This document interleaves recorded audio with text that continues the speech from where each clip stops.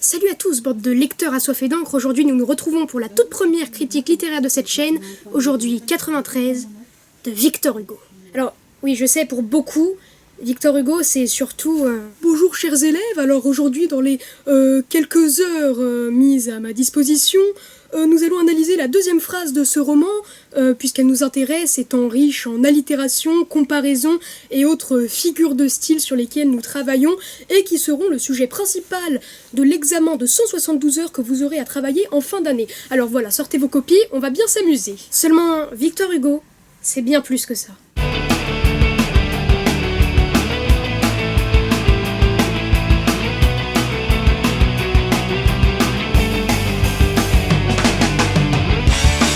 Car oui, Victor Hugo, c'est un style à part, des phrases qui vous font voyager, des émotions à chaque instant, et... On y va. On est en pleine Révolution française. En 1793, si je ne m'abuse. La France est vachement troublée. Dans les villes, dans les campagnes. Royalistes et révolutionnaires s'affrontent. Parmi eux, l'aristocrate Lantenac, son neveu Gauvin et...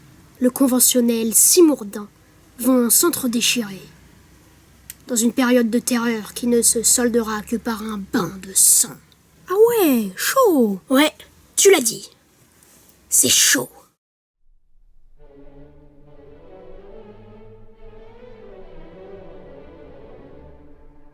Lantenac est un aristocrate, un royaliste conservateur aux pulsions dévastatrices, qui combat avec ferveur les apports de la Révolution française. Ah d'accord. Bon, en gros, Lantenac, c'est un petit bourge qui refuse de se voir supprimer les privilèges auxquels il tient tant par une bande de petits dingues de révolutionnaires. Ah, Gauvin. L'archétype du personnage parfait. Ou presque. Jeune, révolutionnaire et batailleur, Gauvin est le neveu de Lantenac, mais il ne partage pas ses idées. C'est un petit fougueux comme on les aime, ça. Oui, peut-être un peu trop, justement. Car le principal problème de Gauvin, c'est son idéalisme naïf. C'est le genre de type qui va confier un condamné à mort aux flics s'ils lui promettent de le garder en vie, quoi. Ouais, c'est ce qui causera d'ailleurs sa perte. Ouais, un con, quoi.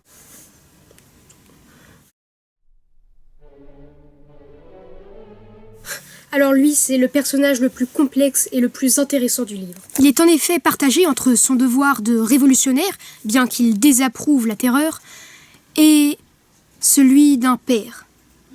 Car, oui, Simourdin est le père adoptif de Gauvin. Et son lien avec le jeune révolutionnaire lui sera évidemment fatal. Ah ouais. Mais on se croirait dans Star Wars, non?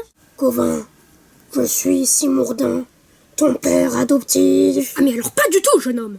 Simourdin n'est pas un vulgaire personnage de film.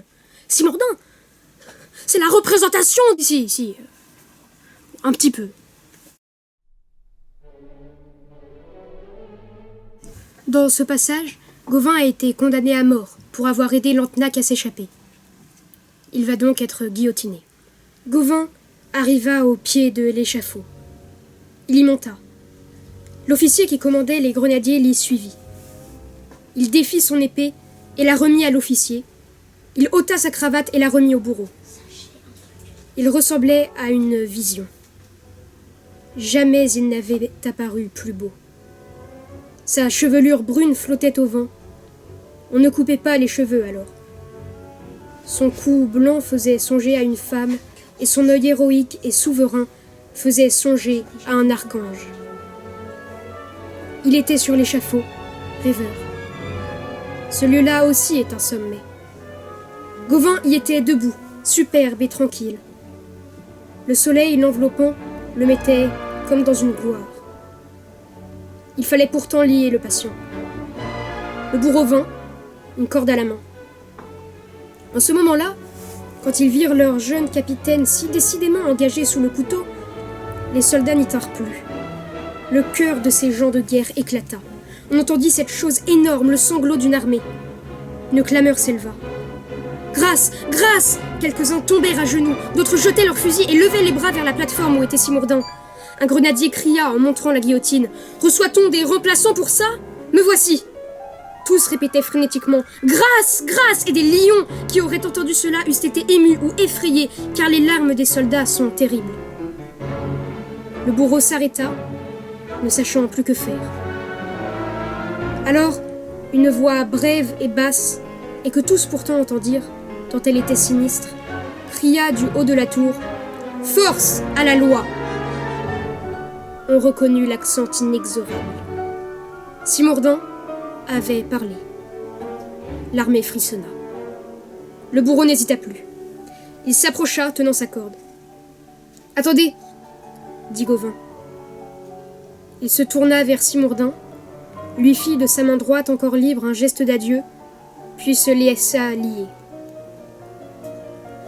Quand il fut lié, il dit au bourreau « Pardon, un moment encore. » Et il cria « Vive la République !»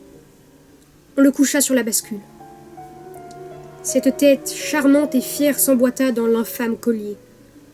Le bourreau lui releva doucement les cheveux, puis pressa le ressort. Le triangle se détacha et glissa lentement d'abord, puis rapidement, on entendit un coup hideux. Au même instant, on en entendit un autre. Au coup de hache répondit un coup de pistolet. Simordan venait de saisir un des pistolets qu'il avait à sa ceinture et, au moment où la tête de Gauvin roulait dans le panier, Simordan se traversait le cœur d'une balle. Un flot de sang lui sortit de la bouche. Il tomba mort. Et ces deux âmes, sœurs tragiques, s'envolèrent ensemble, l'ombre de l'une mêlée à la lumière de l'autre. 93, c'est le roman parfait. C'est une histoire trépidante, traitée avec un style exceptionnel et servie par des personnages hauts en couleur. Ponctué de textes et de débats passionnants sur la Révolution française, ce texte nous explique cet événement à travers le regard de trois personnages, liés mais différents, et qui vont à leur façon combattre ou protéger les injustices de cet ancien régime. Et puis, il y a la plume incomparable de Victor Hugo qui comble d'allitération et de comparaison à foison. Chuck, s'il te plaît. Pas de problème, mec, je m'en occupe.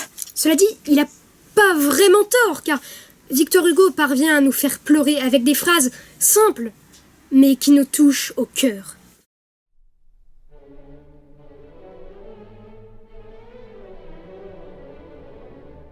Alors, pour 93, c'est un grand vin. Oui, 93, c'est un chef-d'œuvre. Un chef-d'œuvre qui mêle famille, histoire et questionnement philosophique. Victor Hugo, un génie. Ce roman en est le meilleur exemple. Eh ben, on aura commencé fort, hein, dis donc. Je voudrais chaleureusement remercier la librairie L'Arc de la Joie pour m'avoir autorisé à filmer ma vidéo ici. D'ailleurs, je vous encourage à aller y faire un tour car c'est une librairie vraiment très agréable avec des libraires tout aussi sympathiques et aimables. Alors voilà, la prochaine fois que vous aurez un livre à acheter, au lieu de le commander sur Amazon, eh ben, faites un tour dans cette librairie ou dans une autre, ça sera quand même mieux.